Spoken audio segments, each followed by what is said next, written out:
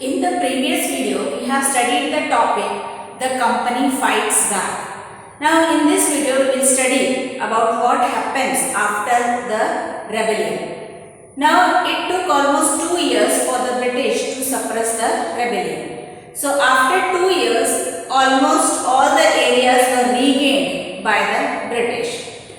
But they understood that now it is not possible to rule India as they have ruled before 1857. So they decided to change the policies.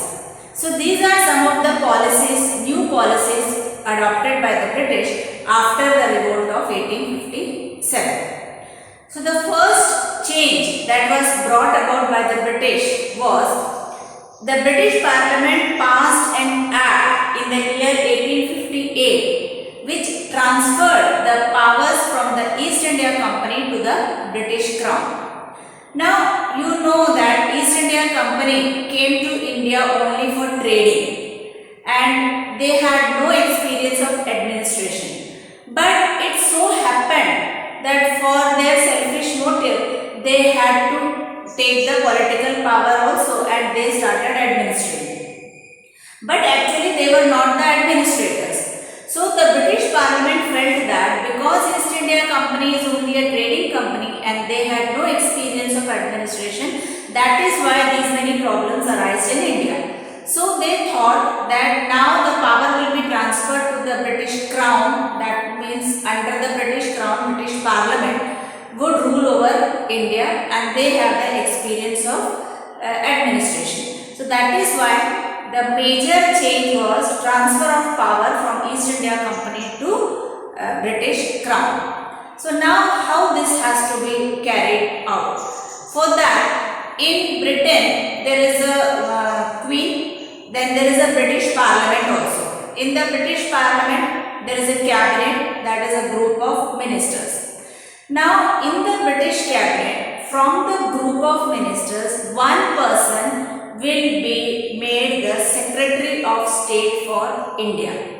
So that Secretary of State will be helped and guided by a group of people called Council, who will be called as India Council. So the Secretary of State will be the member of the British Cabinet and he will be assisted by India Council.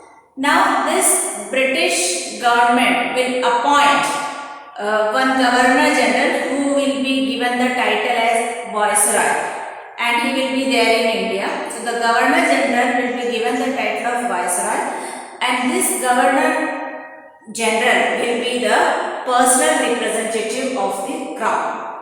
So that means in Britain Secretary of State and in India Governor General. These two will now rule over India. So in this way the British Parliament will have the direct responsibility of governing India or ruling over India. So this is the one major change. The second change is the ruling chiefs were now assured that their territory will not be taken away by the British in future. But and they will be allowed to rule as they want and they can transfer their rule to anybody whom they want, to their successor. So this successor can be adopted son also. So it was up to the king that whom they want to transfer the power. But only thing is they have to accept the supremacy of the British Crown.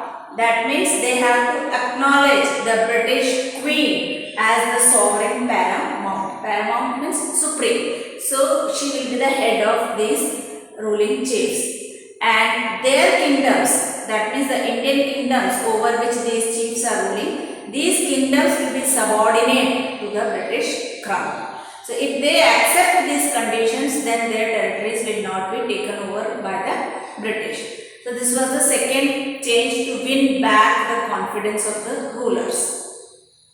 Then the third change which was done by the British was the proportion of Indian soldiers were reduced. So the revolt of 1857 started from the military only. So it was the sepoys who started the rebellion. So to stop any such further rebellion, they reduced the number of Indian soldiers and increased the number of European soldiers in the army.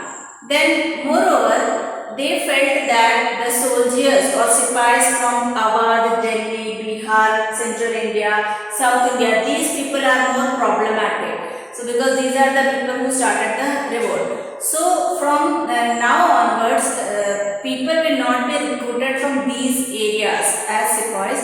Instead of that, people from Gurkha community, that means who belong to Nepal. So Gurkha community, then Sikhs and the Pathans will be recruited as soldiers, because the British felt that these Gurkha, Sikhs and Pathans will be more loyal to the British, and they had not taken part in the revolt of 1857 also. So this is the third change that was brought about. Now fourth change, the British considered that these Muslims were the main cause of the revolt of 1857. So the land and property of the Muslims were confiscated, and they were very ill treated or badly treated by the British. So Muslims were separated from the society by capturing their land and by punishing them. Then fifth is, the British decided that now they will not interfere in the religious and social affairs or practices of the Indians, because as you know that one of the reasons for the revolt of 1857 was their interference in the social and religious practices of India. So British decided not to interfere in these practices. And the last one more point is, they decided to protect the zamindari rights of the zamindars and the landowners, and they said that they will have the security of their rights over their land. So they win back the confidence of the zamindars and the landlords also. So these are the 6 major changes which were brought out after the revolt of 1857. So this much is all about this chapter. So in this chapter we have studied about the causes of the revolt of 1857, in which we have studied political, social, economic, military, and then the immediate cause was the Enfield rifle. Then we have studied about the events when the sepoys struggled and the various areas like Jhansi, Bareilly, Lucknow, Kanpur, all these joined the revolt. Then we have studied how this revolt was suppressed by the British and what changes were brought in India after the revolt of 1857. These are the changes which were brought. So major 3 things are causes, events and the revolt of 1857. Now in this chapter there are many figures given, so please go through those figures, and there are many sources, source 1, source 2, which gives a detailed insight about the happenings of this time. So go through that sources also and read this chapter fully, go through the video, and if you get time, you please search about these leaders like Bakhat Khan, Kumar Singh, Rani Lakshmi Bai, then about Asafullah Khan, and about Tatya Tope, Nana Sahib. So these things you try to find in net and know more about these rebels. Okay, so this is all about this chapter.